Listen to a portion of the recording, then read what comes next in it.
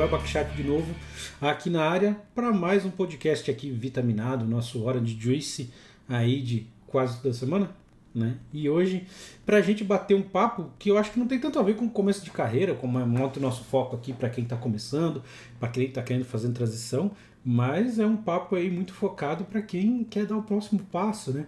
Virei desenvolvedor, já tenho alguns anos na área e como é que eu faço agora? Qual é o próximo passo depois de um sênior, né? O que é um dos caminhos possíveis que eu posso seguir de tantos que surgem a cada dia, né? Costumo falar que o meu próprio cargo hoje, né, como C-Level dentro da minha empresa, eram cargos que a gente não ouvia falar tanto no passado, né? E para isso, hoje, cara, trouxe um convidado muito especial que ainda quero ter o prazer de tomar um café pessoalmente, almoçar, talvez uma Faria Lima, uma Faria Lima da vida, às vezes numa São Paulo da vida, para a gente bater um papo. Eduardo Matos, meu amigo, seja muito bem-vindo e obrigado por ter aceitado esse convite. Imagina, eu que agradeço o convite, vai ser muito legal conversar com vocês aqui, espero que eu consiga contribuir com o público, vamos lá, vamos ver. Sensacional, sensacional. Eduardo, deixa eu te falar um pouco aqui, sabe, da nossa pegada aqui. Assim como eu acho que o teu podcast, cara, tem e é um conteúdo que eu consumo aí sempre, cara, que possível, para ouvir e evoluir, para entender, cara, o que as outras empresas estão passando.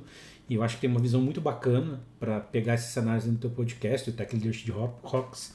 Aqui a nossa pegada, cara, é muito o começo da carreira, sabe? Porque eu não sei qual a tua percepção, Eduardo, mas aqui a gente recebe muito contato de quem está querendo migrar de carreira, que está querendo vir até TI, e é legal ter esse contato com essa galera, porque, cara, dá para ver que assim, o que para nós talvez seja algo que é muito transparente, para as pessoas não é, cara. E aí rola muita dúvida e tal. E aí a gente traz pessoas, cara, que já tem anos de estrada, que às vezes, que nem eu, tem já várias barbas brancas, né, por causa dessa carreira aí, para contar um pouco dessa trajetória. E aí, cara, eu quero abrir com essa pergunta aí, cara. Quem é o Eduardo Matos, cara? Como é que você começou aí nessa carreira? Conta um pouquinho para nós, né, cara, da tua trajetória. Boa, vamos lá. Então, o Eduardo Matos é um rapaz de 35 anos hoje.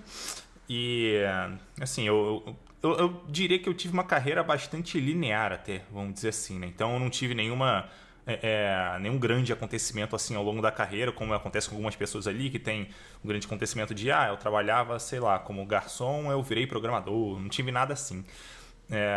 Mas ela foi peculiar no sentido de que desde o começo da carreira eu tinha um pouquinho dessa pegada ali de liderança, só que na época eu obviamente não percebia, né? Só fui perceber isso anos depois olhando para trás. Então tem muita coisa que acontece assim ao longo da carreira que a gente não percebe.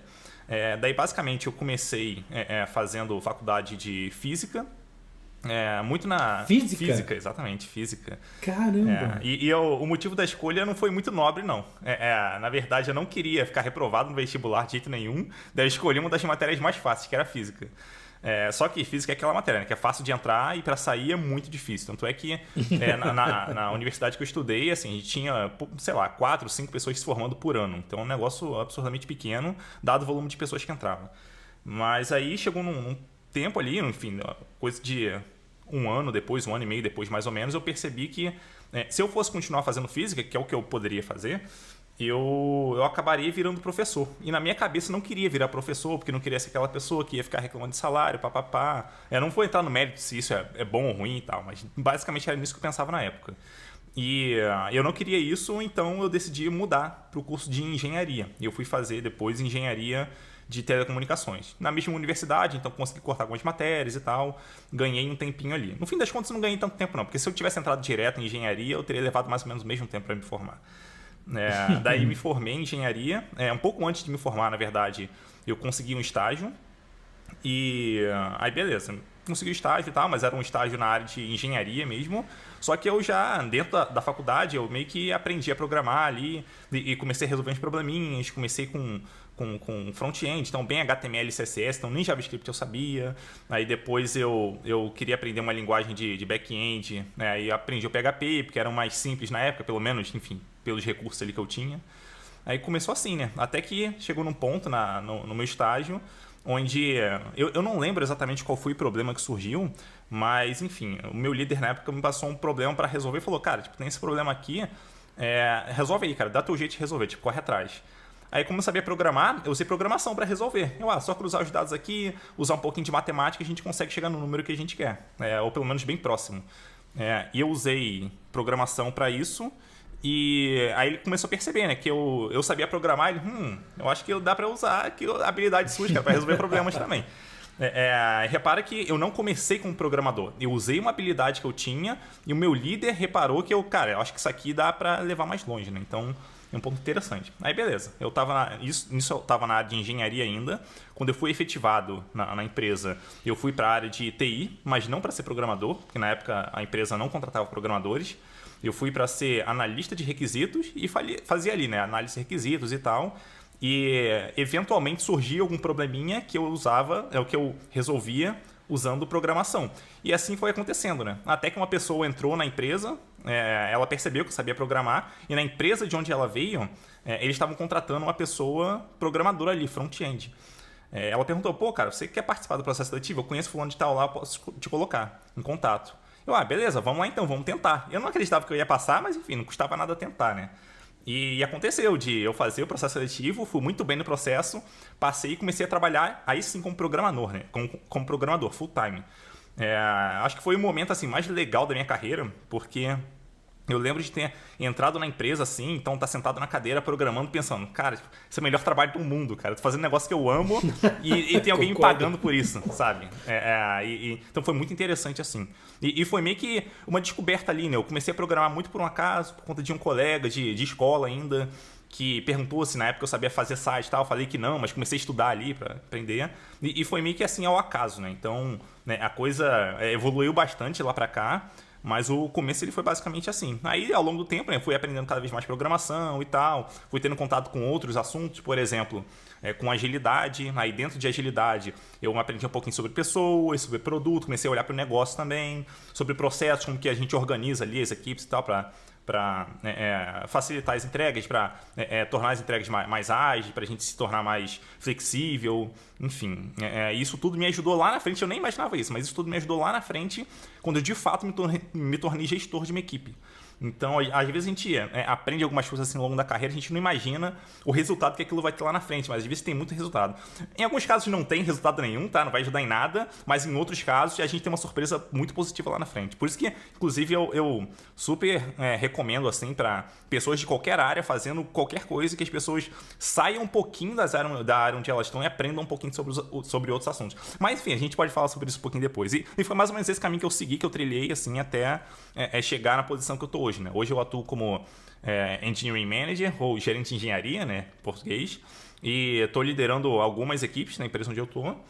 E, enfim, acho que é isso. Show de bola, cara. Assim, escutando um pouquinho da tua história, Eduardo, porque, para ser bem sincero contigo, mesmo no Tech Leadership Rocks, eu não me lembro de ter escutado muito da tua história, assim, lá. Mas parece que, assim, você passou por várias etapas e a tua carreira foi bem completinha, assim, né? Cara, foi pegando várias perspectivas. Então, primeiro, programador, aí depois você pegou uma carreira de mais visão de gestor, visão de produto e tal, e foi realmente uma coisa que foi se desenrolando naturalmente para ti, né? Foi uma coisa bem tranquila. Sim, foi desenrolando e chegou no ponto onde está hoje, porque assim, vamos pensar como que normalmente acontece com programadores, né? A pessoa começa ali aprendendo programação e tal, aí, enfim, júnior, pleno, sênior, daí ela se amarra em programação, que é basicamente o que aconteceu comigo também, só que ela não tem uma visão, vamos dizer assim, de outros assuntos que estão no entorno. Ela olha muito para a tecnologia. Daí um dia ela pode ser que ela chegue numa posição de tech lead ali e tal, mas quando ela chegar lá, ela vai estar muito despreparada. Porque se ela só estudou sobre programação a vida inteira, tudo bem, problema técnico ela vai saber resolver muito bem. Mas agora, e quando tiver problema de pessoas? E quando a organização da equipe não estiver legal? Será que ela vai conseguir resolver isso? Aí até ela correr atrás para aprender, ela vai sofrer um pouquinho.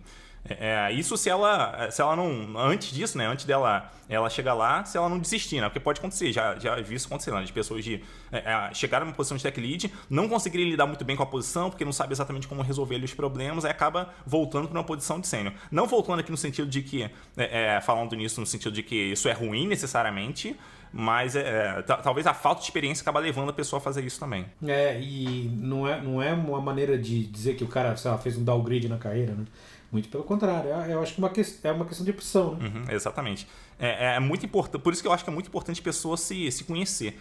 E eu acho interessante um negócio que eu recomendo para quem tiver oportunidade, que lidere, ainda que seja uma iniciativa, um projetinho ali para entender, se conhecer, né? Ver, pô, eu curti, não curti, o que falta aqui de aprendizado, onde eu mando bem, porque aí a pessoa ela toma uma decisão muito mais assertiva quando ela vai assumir eventualmente uma posição de liderança. Se ela vê que aquilo não é para ela, tudo bem, que ela continue atuando na trilha técnica e tal, zero problema. Mas quando ela se coloca ali à prova em algum momento, acho que isso ajuda bastante a ela tomar decisões mais conscientes, vamos dizer assim, em vez de assumir no susto e depois acabar se frustrando e tal. Eu acho que, assim, claro, a liderança não é para todo mundo, né? A gente sempre ressalta, eu acho que esse tipo de coisa. Eu já ouvi você sempre colocando isso no Tech Leadership e concordo pra caramba, não é para todo mundo. Mas eu acho que, como você falou, para quem puder e quiser ter uma experiência nesse sentido, é super válido, porque quando a gente está falando de liderança, não é só um cargo de gestão numa empresa de tecnologia. Eu acho que quando você se põe em algum um papel de liderança, você começa a perceber vários aspectos diferentes da sua vida, né?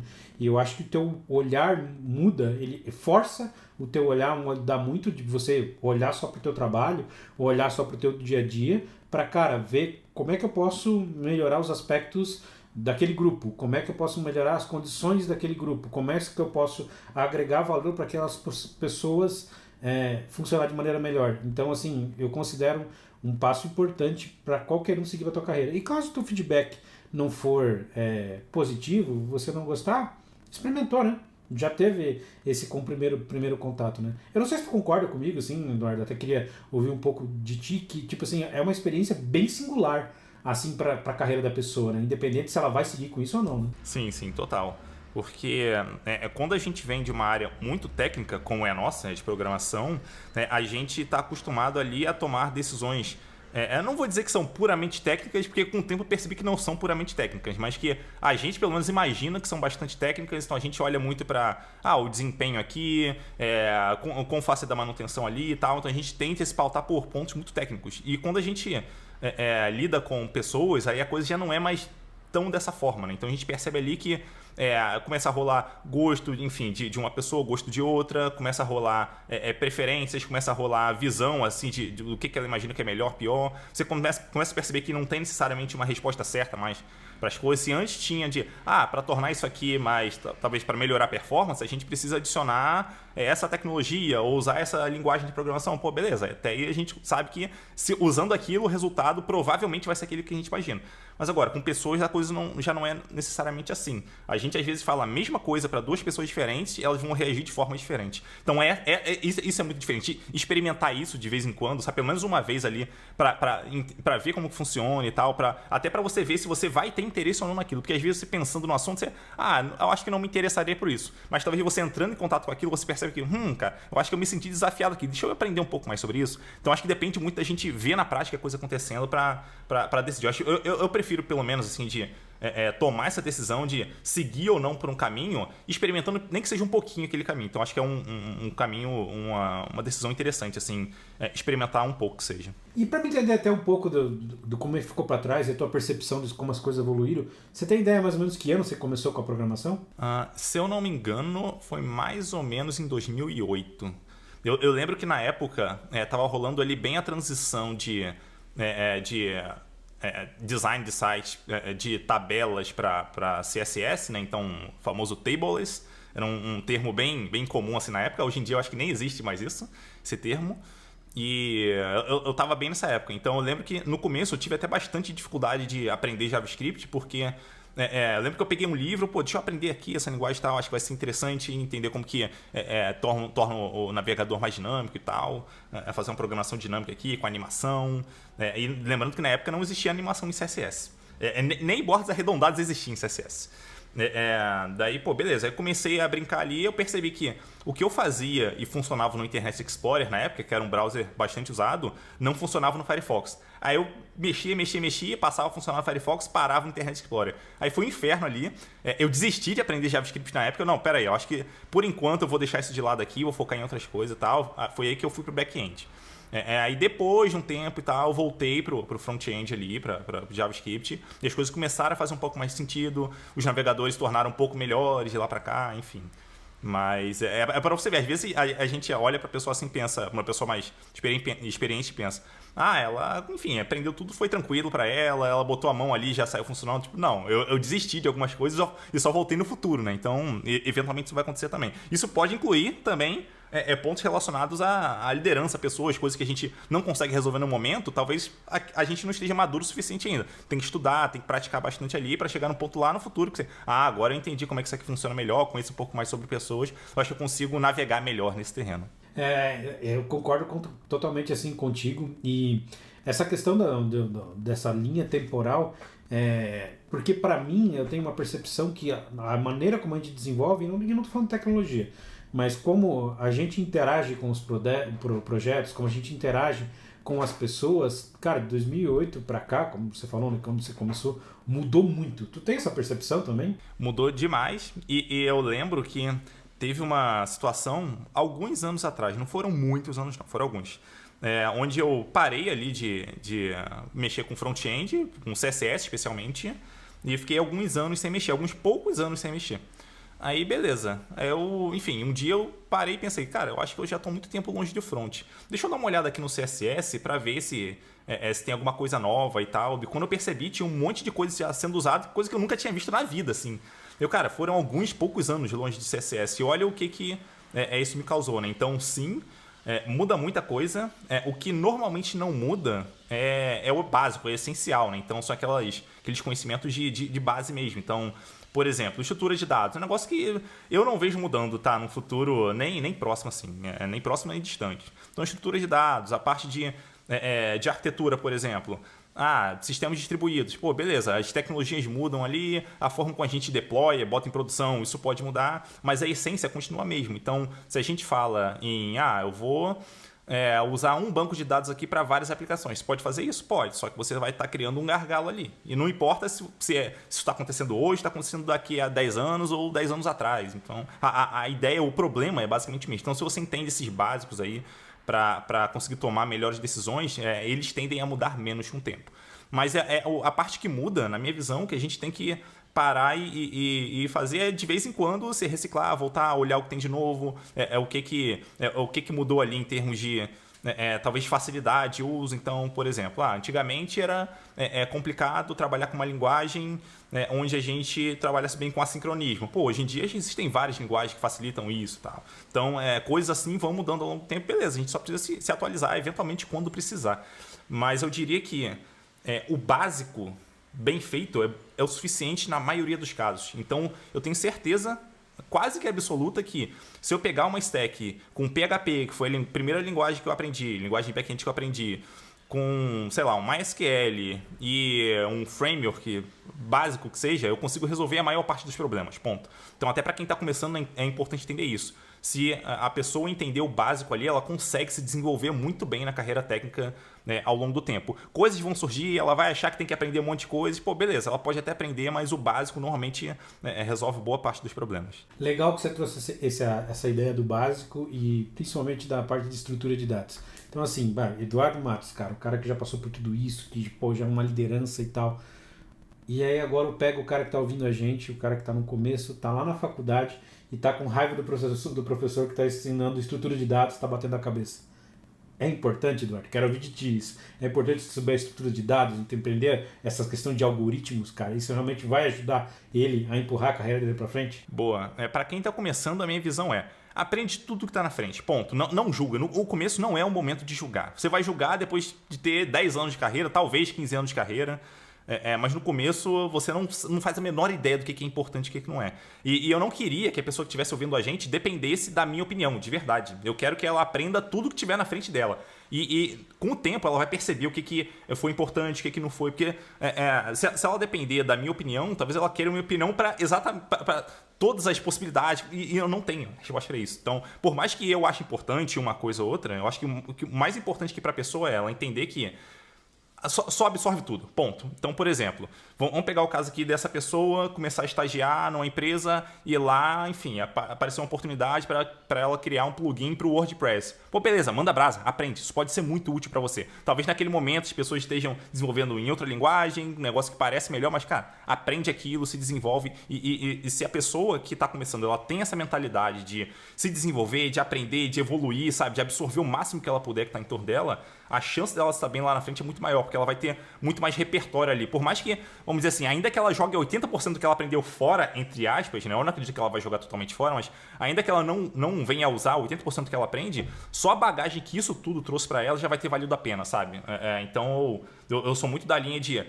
no começo, absorve tudo que você puder, pega todos os projetos que você conseguir, faz entregas, pratica bastante, põe código em produção, cria projetos pessoais, porque é isso que vai ajudar a formar ali, a criar base para a pessoa, né? Algumas coisas vão ser mais importantes que outras, ela vai perceber com o tempo ali, mas que isso seja, na minha visão, que isso seja mais orgânico do que algo que ela talvez busque a resposta certa para todos os casos. Não, aqui usa isso, ali usa aquilo. Tipo, não. Talvez daqui a uns 10 anos, depois da pessoa começar, seja o momento dela olhar para trás e perceber, tá, eu acho que isso aqui é mais importante, aquilo foi mais importante. E tudo bem, eu acho que é assim mesmo para a maioria das pessoas, né? Até porque, se a pessoa que está começando não tem essa mentalidade de, putz, eu quero absorver, quero aprender coisa nova, quero, enfim, me desenvolver, dificilmente ela vai mandar muito bem na área. Então, essa é uma área que acaba exigindo que, mesmo para pessoas que têm facilidade de aprendizado, que a pessoa esteja ali em constante treinamento, que ela, sabe, se busque se desenvolver, enfim, de alguma forma. Então é uma área que acaba demandando bastante por isso e, na minha visão, a melhor forma é a pessoa ter essa mentalidade de, sabe, correr atrás e se desenvolver. Acho que esse é o ponto. Eu gosto de fazer esse contraponto, né, e perguntar muito sobre essa base, porque assim, eu vejo muito para quem está começando, e muitas vezes até desenvolvedores que já estão na área, quererem trabalhar com uma tecnologia específica ou com uma metodologia assim específica. E eu estou muito alinhado contigo nesse pensamento de que, cara, encara o que tiver pela frente, sabe? Realmente aprende o que você tiver disponibilidade. Se você conseguir um emprego na área, alguma coisa, simplesmente abraça. Né? Eu acho que, ok, eu também tenho as minhas preferências de linguagem, eu também tenho as minhas preferências de metodologia, de como trabalhar com os times e tal, mas a experiência te enriquece demais, sabe? E até para você poder ter embasamento das tuas decisões, quanto mais variado for a tua cartilha, né? Quanto mais variado for as opções que você experimentou, mais embasado vai estar as tuas decisões, em qualquer coisa nesse sentido. Então, não fica focado em trabalhar com aquela ou aquela outra linguagem. Fica focado em, cara, entregar resultado, em você se sentir que hoje você está mais evoluído do que você estava ontem. Isso sim vai fazer diferença na tua carreira, e não a linguagem, se é uma linguagem que está no hype ou não é uma linguagem que está no hype, né? Porque vaga, cara, e tecnologia tem para tudo. E vaga mesmo, cara, não pense uma vaga por tecnologia. Pense que vagas tem para pessoas que são boas. Então, se tu for bom, é isso que vai ser aí fazer toda a diferença na tua carreira. Exatamente. E aquela pessoa que está disposta a correr atrás para aprender alguma coisa nova, se ela já vem com essa mentalidade ao longo de uma carreira inteira, a tendência é que ela continue assim. E se ela tem essa mentalidade, em qualquer momento da carreira, a chance dela conseguir pegar um projeto ali ou uma vaga numa empresa e tal e mandar bem naquilo é muito maior. Então, acho que o mais importante aqui é a forma como ela enxerga o trabalho, que é essa questão de tá se desenvolvendo o tempo todo, tá aprendendo o tempo todo. Se ela tem isso, não tem como ela não se desenvolver, sabe? Eu acho muito, muito difícil. Então, acho que a mentalidade correta aqui é o que acaba fazendo toda a diferença. Se a pessoa ela é muito travada, talvez, numa linguagem ou num framework e tal, tudo bem, talvez ela até consiga a vaga ali, mas ela é muito menos maleável e vai ter muito mais dificuldade para crescer depois de um certo ponto. Até porque um negócio que a gente percebe é que a partir de uma certa senioridade, a tecnologia específica ela deixa de fazer tanta diferença na vida da pessoa. Então, por exemplo, hoje, os times que eu estou liderando, nenhum deles usa uma tecnologia assim que eu amo. Talvez uma linguagem de programação ali que eu gosto um pouquinho mais. Mas ainda assim, tipo, isso não quer dizer que eu vou liderar diferente esse time enfim, em relação a como eu lidero outros. Então eu tenho que abstrair um pouco isso, as minhas preferências pessoais e ler. Cara, o que funciona melhor nesse contexto aqui, com essas pessoas aqui, para fazer essa entrega aqui? Então, a tecnologia acaba sendo abstraída, né? Isso seguindo tanto para a trilha de gestão, quanto para a trilha técnica também. A pessoa vai ter que começar a entender como que que talvez numa decisão técnica dela vai afetar N outras pessoas que estão ali na empresa, então ela vai ter que pensar que, eu acho que não se trata só de escolher a linguagem que eu gosto mais, ou do banco de dados que eu gosto mais, eu tenho que escolher o que funcionaria melhor nesse cenário aqui, com essas pessoas aqui. Se eu escolher alguma coisa que é diferente do que o pessoal conhece, como é que eu vou fazer para treinar essas pessoas e para garantir que elas realmente estão desenvolvendo da melhor forma possível? Então são decisões ali que envolvem a parte humana, mesmo para quem segue na trilha técnica. Isso, obviamente, após uma certa senioridade. Então, essa visão de que a gente tem as nossas preferências, mas a gente tem que entender bem como uma coisa que está em torno disso funciona, acho que é bem importante. E esse lado que você falou, esse lado humano, né? O quanto isso importa para uma vaga numa equipe do Eduardo Matos? Quero trabalhar com o Eduardo Matos. Qual que é a importância desse lado aí para ti, que você avalia na hora de uma entrevista, por exemplo? Quando a gente pensa em lado humano aqui, eu acho que talvez seja um pouco abrangente, mas eu vou dizer o que é inegociável para mim em relação à pessoa que entra na minha equipe. E se ela não fizer isso, provavelmente ela vai ter muita dificuldade ali, tá? Que é aprender a trabalhar em equipe. Então, se ela sabe trabalhar em equipe, ela vai provavelmente se dar muito bem nas equipes que eu tô. Porque é um negócio que eu incentivo demais, assim, eu acho que faz muita diferença, tá? Pelo menos nas equipes onde eu trabalhei, onde eu vi isso funcionando, fez toda a diferença. Então, para mim, é inegociável. Quando eu falo de trabalho em equipe aqui, é basicamente você pensar que você está fazendo uma entrega junto com a equipe, então não é uma entrega sua. Por mais que você, porventura, esteja programando aquela tarefa, vamos assumir que é uma tarefa que você tem que programar alguma coisa. Então não se trata só de você programar a tarefa, se trata de você pedir ajuda quando você precisar de ajuda, eventualmente. Se trata de você correr atrás, talvez, de uma pessoa, talvez até de fora da equipe, para poder encontrar uma resposta. Se trata de você perguntar para os colegas se alguém está precisando de ajuda em alguma coisa, perceber que alguém, sei lá, tá com dificuldade, mas a pessoa talvez não queira falar, e você, beleza, vamos fazer isso aqui junto, cara, sabe? Você propõe isso pra pessoa, então você pensar no bem do grupo, acima do bem individual, acho que é bem importante aqui, né? Então basicamente, esse é o trabalho em equipe. Só mais um exemplo bem bobo de trabalho em equipe. A pessoa vai lá, enfim, tá programando uma tarefa, aí abre a tarefa para pull request ali, enfim, abre para revisão de código. Ela, beleza, eu abri a tarefa para revisão, então eu já não tenho mais nada a ver com essa tarefa. Alguém vai ter que olhar o código, revisar, quando a pessoa terminar, ou se ela tiver uma dúvida, ela me chama e, enfim, posta um comentário lá e eu respondo depois. Não. Quando você colocar a tarefa para revisão, você idealmente chama alguém, cara, tem como você revisar isso aqui para mim, por favor? A gente pode revisar junto aqui, se você tiver alguma dúvida, já tira a dúvida na hora aqui e tal, que você tiver, sabe? Então você convidar as pessoas para fazerem as tarefas junto contigo em algum grau, eu acho que é interessante. E, enfim, isso segue até a entrega de fato, porque pode ser que a tarefa já tenha sido programada, já tenha sido revisada, mas ainda não entrou em produção. Beleza, se você viu que tem uma tarefa sua assim, como é que você consegue chamar alguém para talvez a pessoa deployar para você, assumindo que você não pudesse fazer isso?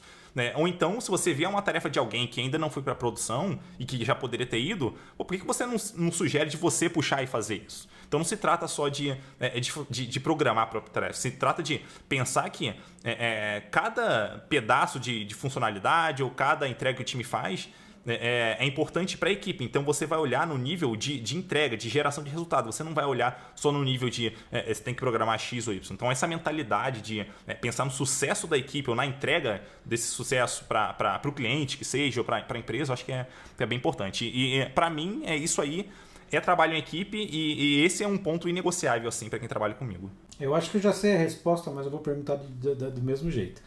Pra ti, metodologia seguida à risca ou proatividade? Proatividade, 100%, tá? 100%. Metodologia é muito interessante, especialmente quando a gente tem uma bagunça muito grande. Então, cara, a gente não sabe exatamente como a gente vai trabalhar e tal. E se as pessoas forem muito proativas aqui, cada uma possivelmente vai puxar a coisa para ser feito do seu jeito. Então, não, peraí. Vamos combinar de uma forma mínima de trabalhar. Então, a gente define aqui algumas cerimônias, como que a gente, sei lá, o que a gente vai avaliar em um caso ou outro. Por exemplo, quando a gente abre um pull request, o que a gente está avaliando aqui? A gente tem algum limite de tempo para avaliar, vamos supor? Então, a gente tem alguns combinados ali. Uma vez que tivesse combinados, beleza, vamos tentar seguir e ver se funciona. O que não estiver funcionando, vamos conversar para mudar, tá? Mas nada disso, vamos dizer assim, por si só, vai resolver o problema de uma equipe que é muito reativa para problemas, tá? Então, quando digo reativa, são pessoas que conseguem prever problemas vindo e não fazem nada. Ou quando faz, ou quando surge o problema, a pessoa não faz nada em relação a ele, espera alguém fazer. Tá? Eu acredito bastante na importância da proatividade. Tá?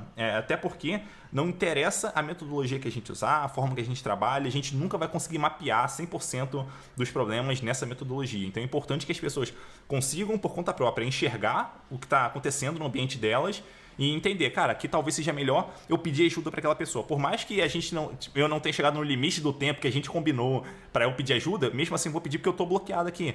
Então, cara, eu percebi que essa tarefa aqui talvez não gere valor para o cliente por causa disso. Pô, acabei de descobrir. Pô, deixa eu chamar a pessoa responsável pelo produto para conversar com essa pessoa. Então, essa proatividade ali, correr atrás para resolver, isso é fundamental. Equipes que dependem muito de uma liderança para tomar decisões ou para caminharem mais rápido, essas equipes possivelmente vão ter muitos problemas, tá? E a liderança também vai ter problema, porque se ela não estiver lá um dia, seja porque ela está de férias, seja porque está doente, a equipe não vai caminhar tão bem. Então é muito importante para as pessoas terem essa mentalidade de proatividade.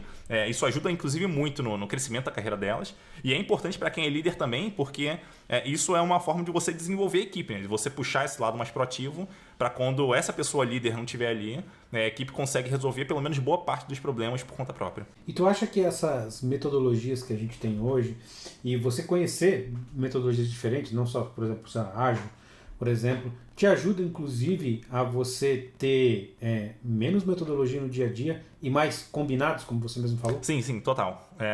Primeiro, olhando para as metodologias, né? De novo, quanto mais referências, melhor, tá? Na minha visão. Então, se a pessoa tiver muitas referências, eu entendo como funciona o Kanban e o porquê de cada princípio que ele tem, eu entendo muito de Scrum e porquê de cada cerimônia, eu entendo muito de XP, eu entendo muito de... Para quem não pegou aqui por um acaso, né? XP não é a empresa que eu tô falando, é de Extreme Programming, tá? Era uma metodologia bastante famosa que... tipo os velhos, que nem a gente. Hoje em dia ela talvez não seja mais tão famosa assim, mas enfim...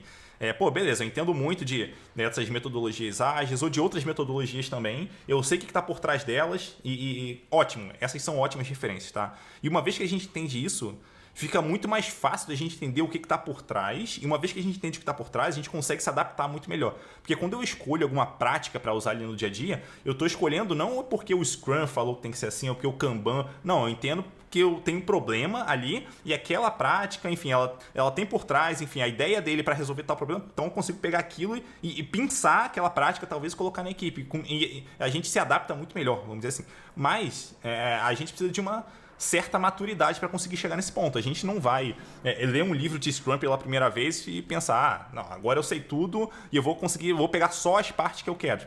Provavelmente não vai funcionar, porque você ainda não entende o que está por trás. Então, metodologias são muito interessantes, trazem muitas referências, é legal ter essas referências, e uma vez que a gente tiver, e uma vez que a gente souber o que está por trás delas, a gente consegue fazer melhores escolhas no dia a dia. E eu vou um pouco além até. Vou dar um exemplo aqui prático.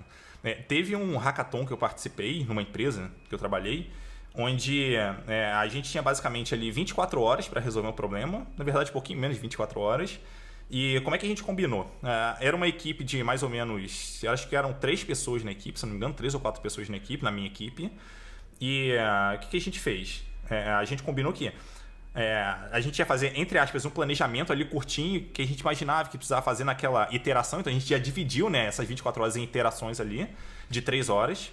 E a gente pensou, a gente se planeja aqui e tal, a gente pensa em entregar tipo, mais ou menos isso, cada pessoa, e a cada 3 horas a gente faz o que seria uma daily, vamos dizer assim, uma reunião diária. Só que nesse caso não é diária, obviamente, porque é a cada 3 horas. Então repara que a gente pegou o mesmo conceito que está ali por trás do Scrum, que cara, a gente tem um micro planejamento ali, né, como o tempo mais curto, então um micro planejamento, a gente tem um stand-up meeting, um encontro ali para a gente conversar e tal, a gente se alinha de novo, não, eu consegui fazer isso, o outro conseguiu fazer aquilo e tal, agora eu acho melhor a gente dar esse passo aqui, seguir nessa direção, a gente ia se ajustando ali até chegar na entrega. Agora, se a pessoa ela só lê o livro do Scrum, talvez ela chegue à conclusão de que, não, eu tenho que fazer reunião todos os dias, eu tenho que fazer um planejamento por semana. Tá, mas se o tempo for mais curto que esse? Sabe, ela entendeu o que está por trás, ajuda muito. Então, quando a gente fala em em fazer planejamentos pequenos, justamente para não tentar planejar tudo de uma vez só, porque provavelmente você vai errar muito. Quando a gente fala de fazer reuniões diárias lá no Scrum, ou talvez até em outros frameworks, a gente está falando de a gente se manter frequentemente alinhado para garantir que, se porventura a gente estiver saindo da rota de alcançar o objetivo que a gente tem, que a gente consiga retornar para o caminho. Então, a ideia que está por trás é essa. Então, por isso que a gente estava fazendo reuniões a cada 3 horas, a gente fazia um planejamento pequenininho e tal, a gente foi seguindo assim até fazer a entrega final. Então, se você entende esses conceitos, você consegue tomar decisões muito mais acertadas ali, né? Como, por exemplo, de fazer uma daily, entre aspas, a cada 3 horas, vamos dizer assim. E tu acha que, cara, eu concordo contigo nessa questão de ter um entendimento, conhecer essas coisas, essas metodologias. E tu acha que esse conhecimento não faz parte também a experiência? Porque uma coisa é você ler e tal, ter um conhecimento mais que é teórico isso.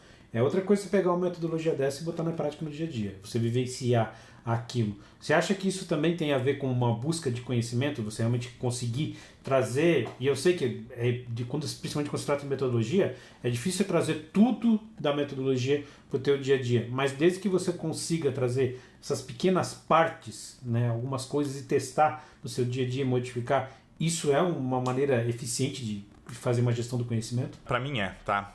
Até porque...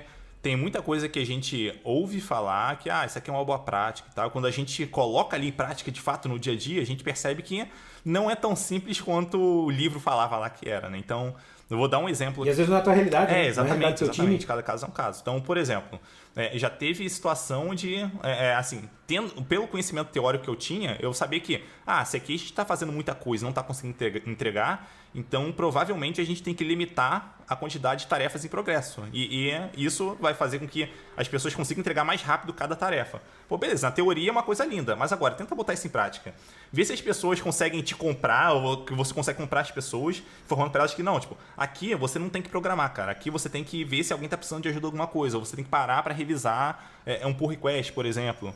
Não é tão simples assim, porque a gente está começando a lidar com pessoas ali, e elas não tomam decisões de forma puramente técnica, vamos dizer assim. Por mais que você fale, elas não necessariamente vão tomar decisões assim. Então, você começa a ter um contato com um aspecto mais humano e tal, você vai aprendendo ali, desenvolvendo habilidades para simplificar algumas coisas. Mas ter referência continua sendo importante de qualquer forma. Sim, com certeza. E tu não acha que isso também tem a ver não só com a metodologia, mas às vezes até com a própria arquitetura de software? Por que eu digo isso, Eduardo? Vê se tu concorda comigo. Que nem, por exemplo, assim, para mim, vamos falar o que todo programador que tem 6 meses de vida já sai falando, né? Microserviços, por exemplo, né? O cara hoje, a primeira palavrinha que ele aprende a andar. Para mim, eu sempre costumo falar para as equipes que eu trabalho de perto, para mim, microserviços não é nem modelo de arquitetura. Para mim, microserviços é modelo de cultura. É modelo de como uma empresa e como uma equipe se gere em relação ao software. Não é só você desenhar e dividir os serviços em pedaços pequenos. Então, assim, tu não acha que essa questão de pegar esses conceitos também e de você trazer para a tua realidade e realmente trazer uma metodologia para uma coisa que é tua, também tem a ver com aspectos da tecnologia e não da metodologia? Sim, total. Um ponto interessante é que eu nem gosto muito de usar o termo microserviços, porque ele perdeu tanto sentido, se tornou tão hype, perdeu tanto sentido que eu já nem gosto mais de usar. Eu prefiro usar o termo serviços distribuídos, né? Que é quando a gente tem pedaços separados, a gente quer, de alguma forma, que eles se conectem ali para resolver um problema específico. Eu acho muito problemático, realmente, quando a gente fala ali de microserviços, porque as pessoas começam a achar que microserviços vão resolver tudo. E definitivamente não vão, não tem nada que resolve tudo, né? E acaba tirando aquela coisa de você parar e pensar no problema que você está tendo. Então, eu vou dar um exemplo aqui bem bobo. Então, você está com uma situação ali na equipe onde você pensa vamos usar microserviços para resolver. Só que quando você fala isso, você naturalmente já está trazendo toda aquela carga de boas práticas, vamos dizer assim, de microserviços. Então, você está falando vou criar um banco de dados para cada aplicação, eu vou, sei lá, me comunicar de tal forma. Pô, beleza, tudo bem, você vai fazer isso. Mas será que esse é o melhor cenário aqui? Será que para esse cenário específico não era melhor usar um banco de dados para esses 2 serviços aqui? Não sei, vamos pensar, vamos discutir para a gente chegar a essa conclusão. Talvez seja, talvez não. Mas eu não quero trazer toda essa carga de, boas práticas de microserviços, se a gente não usar, a gente está ferrado. Não, peraí, vamos parar e vamos pensar no problema. E tem casos que a gente não vai resolver usando, pelo menos não vai resolver da melhor forma usando microserviços. A gente vai usar o monolito ali, a gente vai fazer um negócio menor, talvez a gente decida que nem vai desenvolver nada, que a gente vai usar alguma plataforma de low code para resolver um problema. Então, quer dizer, a gente pensar muito e tomar decisões baseadas em hype acaba sendo muito problemático ali na minha visão. Então, acho que é um negócio que nunca vai falhar, pelo menos eu não consigo enxergar no futuro isso acontecendo. A gente parar e pensar no problema que a gente tem, entender como que, qual é a fonte daquele problema e quais as possibilidades para a gente resolver, daí sim tomar uma decisão. E não pensar em, vamos usar microserviços para resolver isso aqui. Acho essa forma muito preguiçosa e até perigosa ali em algumas situações. Eu acho que a gente está caminhando aqui na nossa conversa rápida para um caminho que a gente está vendo que o caminho que fechadinho, que é preciso, onde a gente busca todas as respostas num lugar só, é perigoso, né? Então, cada situação envolve realmente você ter um raciocínio. E para fechar esse ciclo, porque a gente já falou de metodologia, falou de arquitetura, de software e tal, eu acho que isso tem a ver um pouco até com a nossa profissão em si. Então, assim, vamos pegar um tech leader, ou no meu caso, no meu caso, um CTO, um CEO, um C-level. Até os papéis que a gente tem dentro das empresas e dentro das companhias e dos projetos diverge, né? Diverge. Então, assim, um CTO de uma startup não vai fazer a mesma coisa do que um CTO de uma empresa de sei lá quantos milhões de faturamento assim no ano, né? Então, como é que você vê esse caminho de você talvez evoluir junto com a empresa ou você mesmo navegar, por exemplo, no papel que você tem hoje de liderança de uma empresa que, sei lá, uma startup pequena para uma startup, não é uma empresa que não é mais uma startup e tem faturamento absurdo, né? Como é que é navegar nessas ocasiões diferentes que também se aplicam à tua carreira? Boa. Talvez ali começando de startup, scale-up e uma big tech, não sei, vamos chamar assim. Isso, né? Boa. São níveis diferentes. Né? Eu acho que cada uma tem suas vantagens e suas desvantagens. Assim. Então, quando a pessoa entra numa startup, vamos pensar em uma startup com uma empresa pequenininha, está começando agora, tem talvez 20 pessoas ali na empresa ainda, então é uma empresa minúscula. Essas são as situações onde provavelmente a pessoa vai crescer mais rápido em termos de capacidade de aprendizado mesmo, porque ela vai passar por N situações, não vão ter muitas pessoas na empresa para resolver os problemas, então ela vai ter que correr atrás para aprender e para, enfim, isso vai acabar ajudando a pessoa a se desenvolver. Então, quando a gente fala em termos de a pessoa se desenvolver para conseguir resolver problemas, possivelmente esse é o melhor cenário ali, né? Só que nem tudo é bônus, né? Então tem a parte ali de, talvez ser um pouco mais trabalhoso para a pessoa, vai exigir que ela se dedique bastante, enfim, tem esse cenário. Aí, conforme a empresa vai crescendo, não existe, assim, talvez, na minha visão, linhas que separam, enfim, um cenário do outro. Né? A coisa é bem contínua. O ponto é que, quanto maior a empresa que a pessoa entra, mais ela vai conseguir, talvez, dominar um ponto específico ali e menos abrangência ela vai ter e o crescimento ele vai depender muito das possibilidades ou do contexto ali onde ela está vivendo. Então pode ser que a pessoa esteja trabalhando em uma empresa razoável, uma empresa grande, vamos dizer assim, e ela está numa equipe onde tem as coisas acontecendo ali, enfim, muito rapidamente, isso ajuda muito no crescimento dela. Pode ser que ela caia numa equipe que, sei lá, seja uma equipe de manutenção, aqui não falando mal de equipe de manutenção, mas que não aconteça nada nada no dia a dia, além de resolver, enfim, bugs ali e tal, e que talvez o foco dela seja muito mais em garantir que a equipe tem uma eficiência muito grande na resolução de bugs, por exemplo, e não necessariamente em criar, enfim, estruturas grandiosas ou arquiteturas, sabe, que resolvem problemas de uma escala muito grande e tal. Então, acho que a pessoa vai ficar muito mais refém do contexto onde ela está quando ela está numa empresa muito grande, assim, em relação ao crescimento. Né? Então, pode ser que ela caia num contexto onde ajude ela a crescer ou não. A minha recomendação é que a pessoa não foque muito no crescimento, seja lá em qualquer estágio de carreira que ela esteja. Ou melhor, vou reformular isso que eu disse. A minha recomendação é que a pessoa não foque na promoção ou no cargo que ela está, independente da posição que ela esteja. Tá? Que ela foque sim no crescimento. O que eu quero dizer por crescimento aqui? Né? Vamos diferenciar crescimento de promoção. Promoção é basicamente a pessoa, vamos dizer, ser júnior se tornar pleno, ser pleno se tornar sênior, enfim, ela mudar de posição ali na empresa, normalmente para cima. Pode ser para os lados também, eventualmente. Então, isso é promoção, tá? A minha dica é que a pessoa não foque nisso, que a pessoa foque no crescimento. O que eu quero dizer por crescimento? Crescimento, na minha visão, crescimento significa a pessoa se desenvolver ao longo da carreira. Então, ela está aprendendo, de fato, uma coisa nova. Então, talvez, vamos dizer que é uma pessoa plena, tá? Então, se é uma pessoa plena, significa que ela vai ter alguns conhecimentos ali e que ela pode, talvez, se aprofundar em uma linguagem de programação, em um banco de dados, aprender um pouco mais sobre arquitetura e tal. Mas isso não necessariamente vai levar ela a uma promoção imediata. Mas isso não significa que ela não cresceu. Ela cresceu, porque ela aprendeu mais, aprendeu a resolver problemas de formas diferentes e tal. Então isso, pra mim, é o crescer. A pessoa tem que estar buscando isso o tempo inteiro, tá? Na minha visão, o tempo inteiro ela tá crescendo e, eventualmente, ela vai receber uma promoção.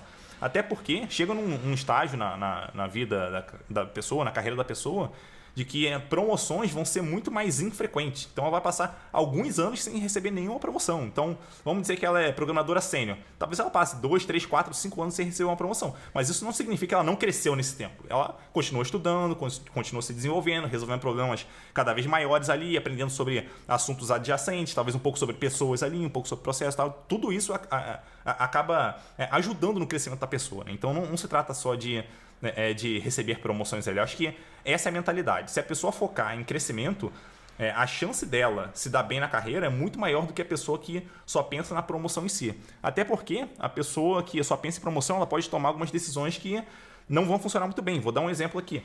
É aquela pessoa que sabe que quando ela muda de empresa, a chance dela ganhar uma promoção de cargo é maior. Ela consegue fazer isso mais rápido. Então a pessoa vai ficar pulando de empresa em empresa, a cada 6 meses ela muda de empresa e quando ela faz isso, ela recebe um cargo maior, responsabilidades maiores, até que vai chegar um ponto que talvez ela não consiga corresponder às expectativas. E ela ou seja demitida, ou enfim, até entre numa crise ali pessoal de, cara, será que eu deveria estar nessa posição? Não tô e tal. Mas se a pessoa foca no crescimento, pô, deixa eu continuar me desenvolvendo, aprendendo aqui e tal. E naturalmente, com o tempo, a pessoa vai ser promovida e vai assumir as posições ali que ela tá apta a receber. Então, para mim é um caminho muito mais simples, vamos dizer assim. Então, deixa a promoção um pouco de lado por um momento e foca em onde que eu preciso, o que eu preciso aprender para me desenvolver na minha carreira. Ponto. Eduardo, vê se você concorda comigo. Eu acho que para mim, assim, eu vejo isso como um trade-off. Então, assim, se você está muito focado na promoção no começo, e como você falou, fica trocando de galho em galho, eu acho que o teu começo é muito acelerado. Mas isso te freia lá na frente. Porque, cara, você não constrói resultado, porque você não tem entrega. Você muda de toda hora. Como é que você entrega um projeto? Como é que você constrói relações sólidas e duradouras com as pessoas? Como é que você cria esse network das pessoas que vão te ajudar a te posicionar na frente? Porque, querendo ou não, esses cargos mais altos que a gente faz de tech leader e tal, são cargos de confiança. E como é que você constrói confiança? Cara, passando perrengue com o cara, sabe? Construindo os momentos ruins, os momentos bons, entregando o projeto e tal. Então, assim, que na minha visão é um trade-off. Se eu foco muito em promoção, o meu começo pode ser muito mais acelerado. Mas lá na frente isso vai ser uma barreira que vai ser difícil de transpor por uma questão de network, das tuas relações, do que você tem histórico de entrega e também do teu conhecimento prático em si. Não sei como é que você vê isso. Sim, eu acho que dá para fazer essa leitura, sim. Até porque vamos pensar que uma pessoa ela tá pulando de galho em galho para poder ser promovida mais rápido. Tudo bem. Agora imagina se ela chega, vamos dizer que com 2 anos de carreira é uma pessoa, não, vamos assumir que é uma pessoa que não é uma pessoa prodígio aqui e que com 2 anos de carreira ela chegou numa posição sênior. Tá, mas e será que ela vai conseguir se dar bem nessa posição de sênior? Será que ela vai conseguir puxar a equipe ali quando for necessário? Vai conseguir tomar uma decisão técnica que é difícil tomar em alguma situação ali? Será que ela vai conseguir, enfim, ajudar a desenvolver as pessoas? Talvez não, tá? Provavelmente não, porque são pontos assim que exigem alguma bagagem. Então, se no começo ela talvez foi promovida muito rápido, ela não ganhou ela não cresceu o suficiente para conseguir assumir aquela posição e ela vai atrasar o crescimento dela mais para frente. Então pode acontecer sim. Isso tirando a possibilidade de a pessoa ser demitida ali porque, cara, ela não tá atendendo quanto a gente esperava de uma pessoa sênior. Isso só vai ser percebido quando ela estiver naquela posição. Às vezes a gente não consegue pegar isso tudo numa entrevista. Enfim, mas acho que dá para fazer esse paralelo sim. Acho que de certa forma pode ser um trade-off. Eduardo, eu queria fazer um bate-bola aqui contigo aqui no final, mas antes disso, cara, conta por que o Tech Leadership Hops, sabe? O que veio à tua cabeça, como é que nasceu isso, que eu acho um projeto sensacional aí, cara. Conta um pouquinho pra nós. Boa, legal. Basicamente, quando eu me tornei líder, assim, líder que eu digo é gestor de fato, né? Porque eu já meio que liderava em algumas situações ali desde o começo da minha carreira, mas quando eu me tornei gestor, eu comecei a correr atrás de conteúdo para aprender, enfim, o que era liderar, enfim, como que eu podia me tornar um líder melhor e tal. E eu percebi que em português não tinha praticamente nada sobre esse assunto, né? Na verdade, eu acho que eu não encontrei nada em português. Eu encontrava muito sobre liderança de forma mais genérica, sobre gestão de forma mais genérica e algum conteúdo em inglês. Daí eu lembrei de alguma coisa de um negócio que alguém me falou no passado, não lembro quem, não lembro quando, que é de que quando a gente procurava por alguma coisa e não encontrava, e a gente realmente julgava que aquilo era importante, que a gente deveria ser a primeira criadora daquilo, a gente deveria trazer para a vida, né? E foi basicamente o que eu fiz, assim. Então eu comecei ali, quando eu me tornei gestor, comecei a compartilhar conteúdo sobre gestão e liderança, o que eu vinha aprendendo ali, seja lendo, seja praticando no dia a dia, vendo os resultados, os erros que eu tinha, por aí vai. O podcast, ele foi meio que uma forma de eu entrar em contato com outros líderes, aprender sobre liderança de outros pontos de vista e compartilhar isso com a comunidade, porque, enfim, não teria muita graça também se eu fizesse isso sozinho, porque eu sei que tem outras pessoas que têm as mesmas dificuldades que eu tinha na época e que têm dificuldades diferentes também, então seria muito legal trazer pessoas para conversar sobre o tema. Daí surgiu o podcast, depois surgiu o livro, né, porque um ponto que eu percebi ali é que desenvolvedores normalmente tinham dificuldade do que era importante para chegar a uma posição de tech lead. Eu lancei o livro de Dev Tech Lead. Mais recentemente, coisa de alguns meses atrás, eu lancei um treinamento para líderes de equipe também na área de tecnologia. Então a minha ideia ali é sempre, e tem a comunidade também, né? Tech Leadership Rocks lá com líderes de tecnologia para a gente trocar uma ideia, enfim, tirar dúvidas ali com o pessoal, por aí vai. E a minha ideia com isso tudo é basicamente, vamos trazer os líderes, vamos conversar, vamos entender o que a galera tá fazendo, o que tem funcionado, o que não tem, sabe? Vamos aprender em grupo isso aqui de alguma forma, né? Acho que essa é a parte importante ali. Então, o que eu puder fazer para ajudar líderes a conseguirem ter um resultado melhor na equipe, ou o que eu puder fazer para ajudar esses líderes a se ajudarem também, eu acho que eu estou fazendo ali, né? Então, hoje já tem newsletter, tem a comunidade no Slack, tem o podcast, tem o livro, tem o treinamento, enfim. Em breve vai ter um negócio novo também, mas por enquanto não posso abrir aqui. Legal. Bom, eu só posso dizer obrigado, né? Porque eu sou um consumidor do podcast e, cara, eu quero combinar uma hora pra gente fazer esse treinamento também aí junto contigo, porque essas imersões realmente são muito enriquecedoras aí. E, cara, pra encerrar, eu queria propor pra ti aí um bate-bola bem rapidinho, de, cara, resposta a jato que tiver na cabeça e tal. Então, 3 perguntinhas, beleza? Pode ser? Bora. Então, tá bom, cara. Vai lá, um conselho. Se dedique. Legal. Uma meta. Ajudar a elevar a barra de liderança no mercado de tecnologia. Sensacional. E agora, uma dica, que é diferente de um conselho. Aprenda sobre assuntos que não são só tecnologia. Olha para o que está em torno ali, o que ajuda a entregar resultado para a empresa. Show de bola, sensacional. Gosto de fazer assim, rapidinho, porque eu acho que quando a gente faz nesse sentido, a sinceridade sai e o que realmente está aquilo dentro da gente sai para fora e é bem importante para a galera. Cara, por último, Eduardo, queria agradecer demais, cara, foi muito rápido, não vi, cara, o tempo passar aqui. O meu sentimento é que dá para ficar horas aqui falando, mas aí, cara, eu acho que a gente poderia fazer uma série de podcasts sensacional. E eu queria deixar a palavra aí para ti, cara, agora aqui no final. Se você quiser agradecer alguém, quiser divulgar mais alguma das coisas além do que já se divulgou e falar para uma galera, lembrando que a galera que está aqui, que sempre escuta a gente, é uma galera que está bem no comecinho ou está pensando em vir para nossa área.